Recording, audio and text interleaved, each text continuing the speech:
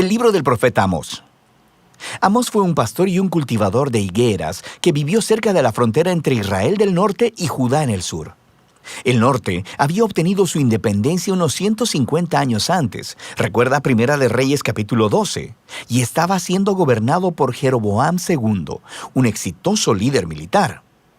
Él ganó una gran cantidad de batallas y de nuevos territorios para Israel y generó muchas riquezas.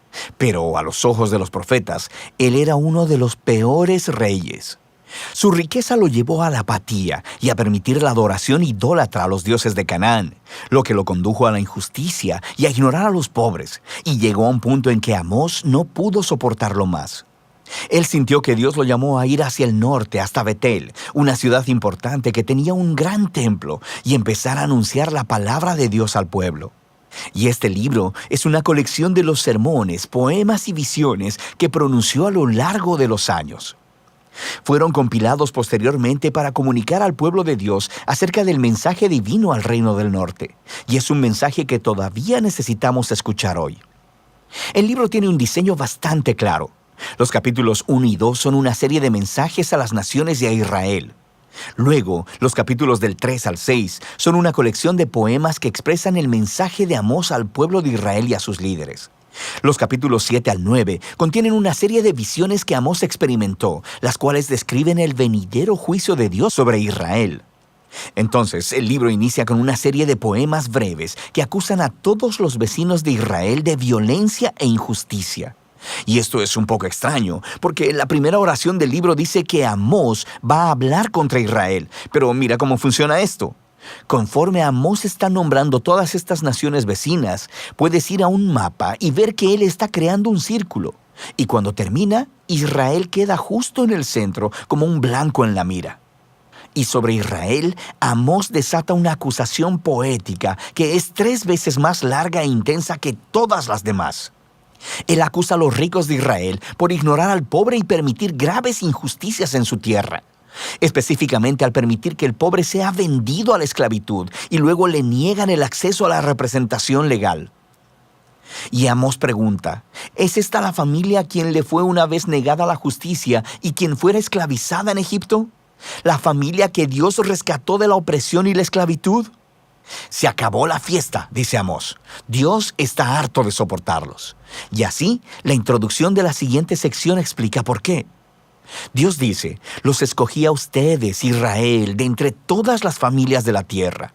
Esta es una alusión a Génesis 12, sobre cómo Dios llamó a la familia de Abraham para convertirse en bendición de Dios para todas las naciones. Y entonces, dice Dios, esta es la razón por la que los castigaré debido a sus pecados.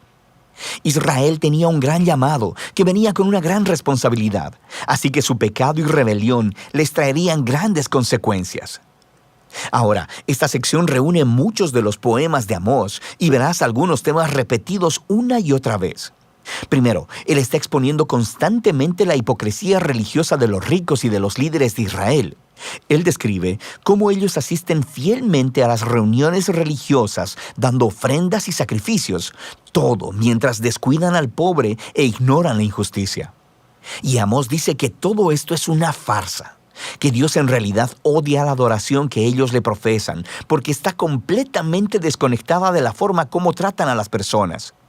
Dios dice que una verdadera relación con Él transformará las relaciones entre las personas. Y así, el llamado de Amós a la verdadera adoración es el permitir que el juicio fluya como las aguas y la justicia como una corriente inagotable.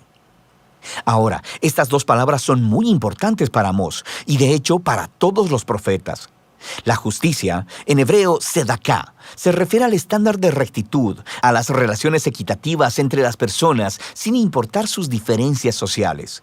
Y juicio, en hebreo mishpat, se refiere a acciones concretas que tomas para corregir la injusticia y crear justicia.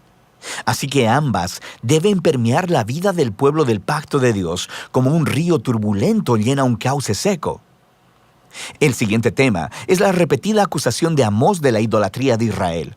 Recuerda, cuando el reino del norte se separó del reino de Judá, su rey construyó 2 nuevos templos para competir con el de Salomón en Jerusalén y colocó un becerro de oro en cada uno. Recuerda Primera de Reyes capítulo 12.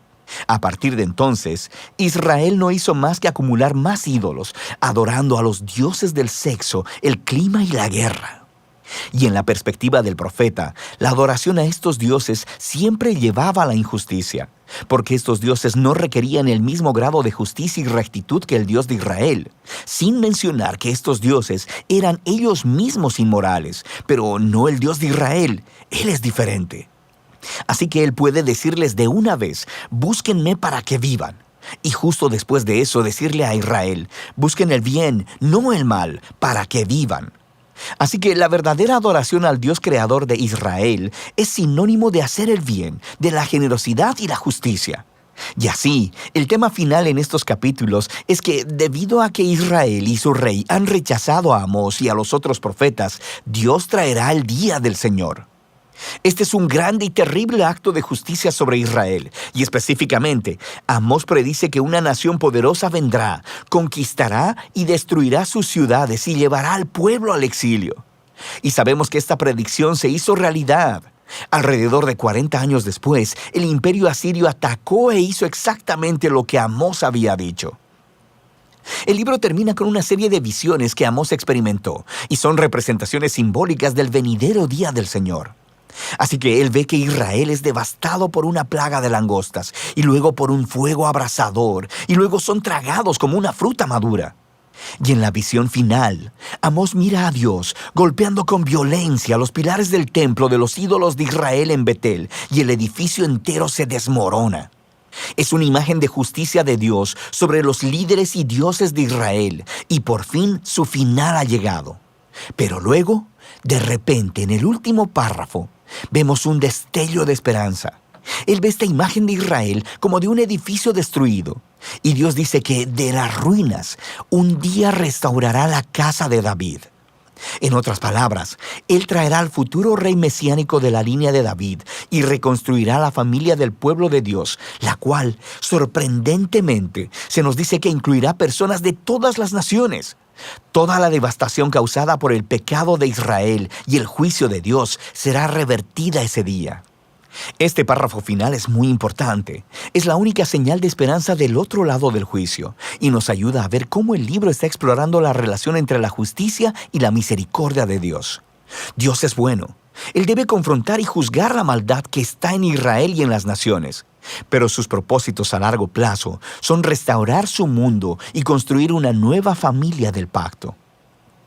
Así que, a través de las palabras de Amós, escuchamos hoy su llamado de aprender de la hipocresía y del desastre de Israel para abrazar la verdadera adoración de este Dios, la cual nos debe llevar siempre al juicio y la justicia y a amar a nuestro prójimo.